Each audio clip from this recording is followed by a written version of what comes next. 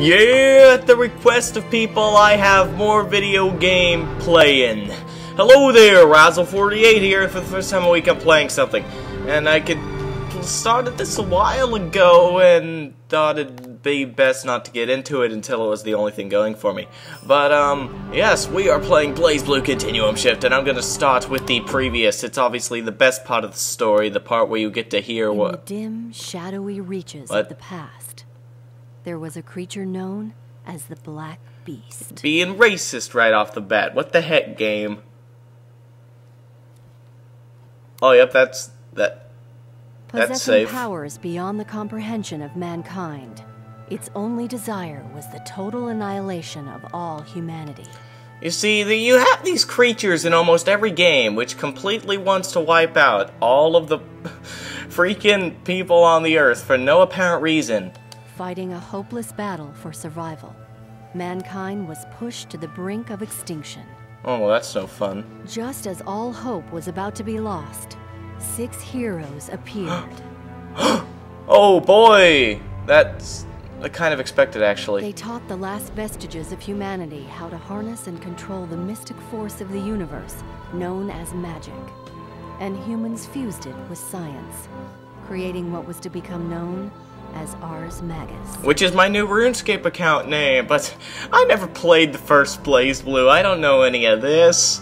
But anyway, yeah, I haven't been playing for a while because my sleep schedule's been totally screwed up due to complicated purposes, but we will continue on with this story instead of mine because this one is the more interesting. The humans who had the ability to use Ars Magus stood beside the 6 heroes and against the Black Beast. Alright, let's see if we can name these 6 heroes here. Well, you see, you have, you have Sora, of course, and Sly Koopa there, and then you have the little sack person in the, top corner and whatnot. And then you have me, of course, in the front there. That's 4. Then you have your Sonic and Mario. And so that's obviously the people they're talking about here. After a series of brutal battles, mankind finally stood victorious. Oh boy, what a big surprise.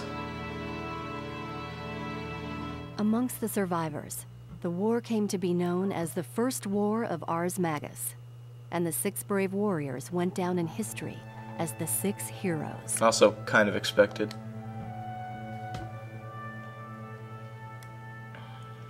After the defeat of the Black Beast, the people rejoiced, but peace did not last for long. Oh no!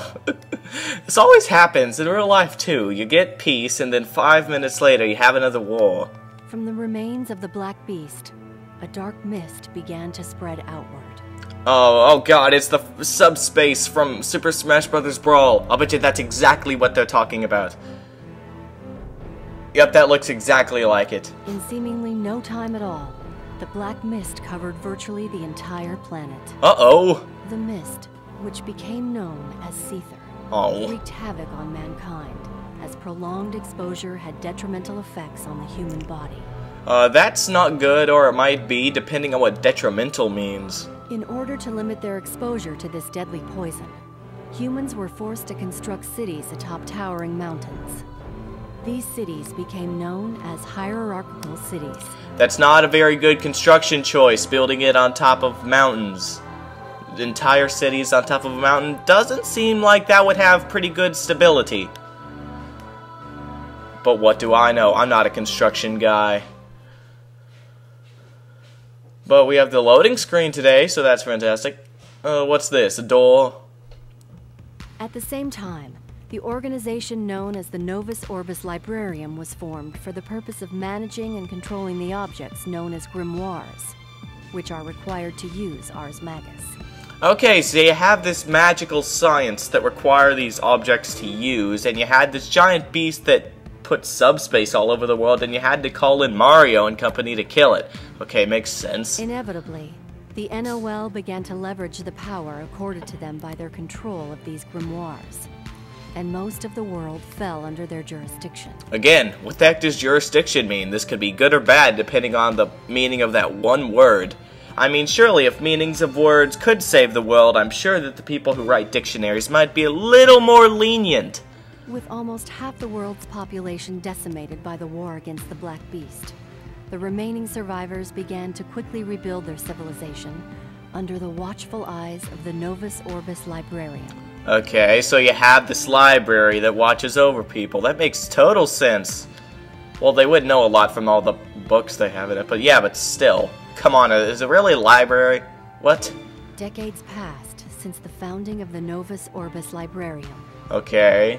Within that time, Ars Magus had become an indispensable part of people's lives. Do they need it to LP in the future? I better get my hands on some of this. However, the use of Ars Magus came with a price, the effects of which depended solely upon the person wielding it. Don't worry, I am rich game. The NOL, having gathered all those who showed a high aptitude for using Ars Magus, were soon accused by the general populace of propagating repression and inequality. Oh no, all the good LPers will be gone as we know them. No! Before long, a region under the NOL's control rose in rebellion.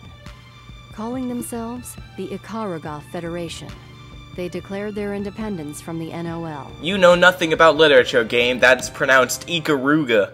Obviously not Ikaruga. Stop making it sound simple when it's not. This autonomy did not sit well with the Novus Orbis librarium, and the Second War of Ars Magus began. Oh, well, that's no fun. I mean, gee, why are these people so easy to start wars? What is with them? You have this library that begins wars with magical science, whatnot, and then you have Mario, and oh, that's safe too. For the first time in recorded history, humans used Ars Magus against each other as a weapon in battle. Overwhelmed, the Ikaruga Federation quickly fell. Kind of predicted. The victory served to reinforce the NOL's dominance and power over the world. The absolute destruction of the Ikaruga Federation served as a stark reminder to anyone who even contemplated defying the will of the Novus Orbis librarian. Yeah, you see, this is a common thing. People who rise up against giant organizations when they know that they're nothing but an ant in their way will obviously get smashed.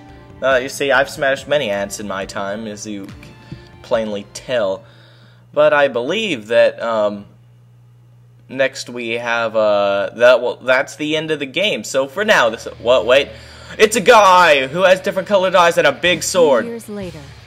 Holy moly. He has a big sword, a red jacket, and white hair, even though he's not old. Typical anime character. To defy the Novus Orbis librarian, and rose up to take on the organization whose political and military dominance were seemingly absolute. Yeah, he's the protagonist who cannot be defeated. Even with an army set to rival any nation, the NOL was powerless to stop this one man from destroying the cauldrons that lie deep within NOL stronghold. Oh, no more magical and creepy potions for you.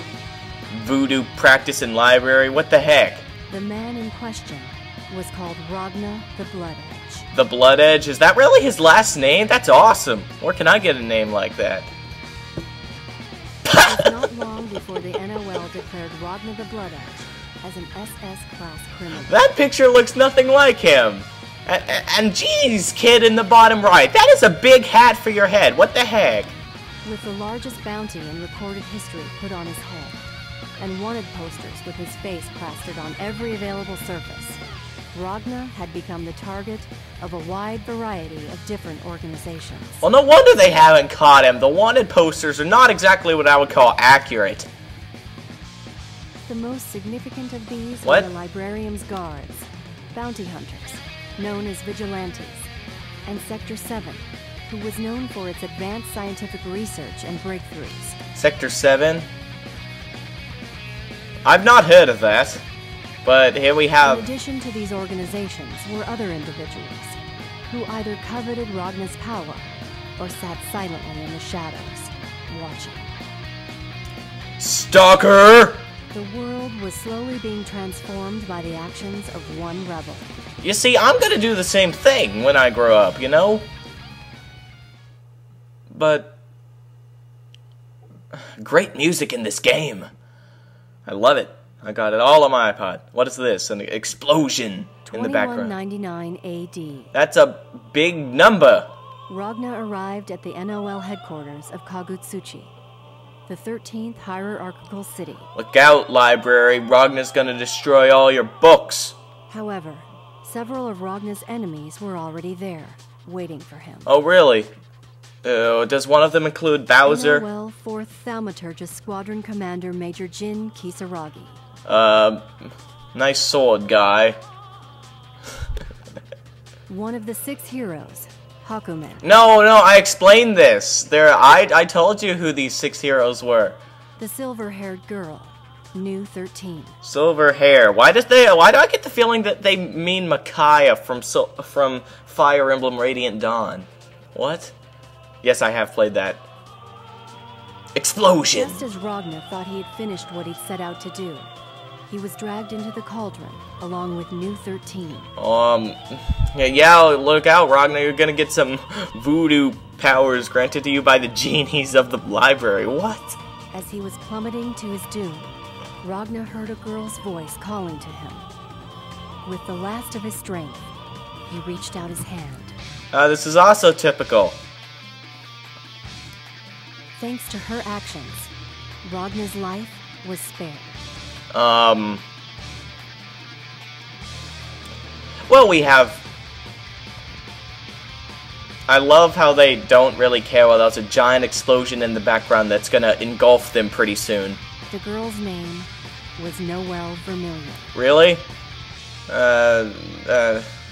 Okay, viewer question. Who does Noelle look like? I remember that she looks like someone else in video gaming, so please post in the comments who do you think that Noelle looks like.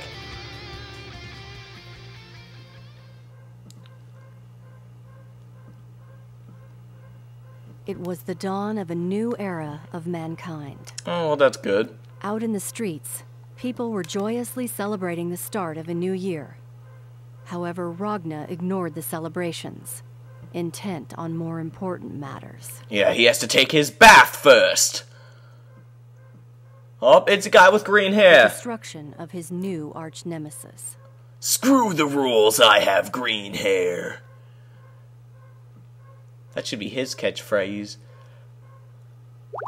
Anyway, that is the previous section of the story. We're already done. Alright, so, I believe that's a good place to end it. So for now, this is Blazblue48 saying goodbye, and I'll see you next time, and we'll do the actual opening, because we definitely haven't seen that by 3 parts already. Yeah, so, bye.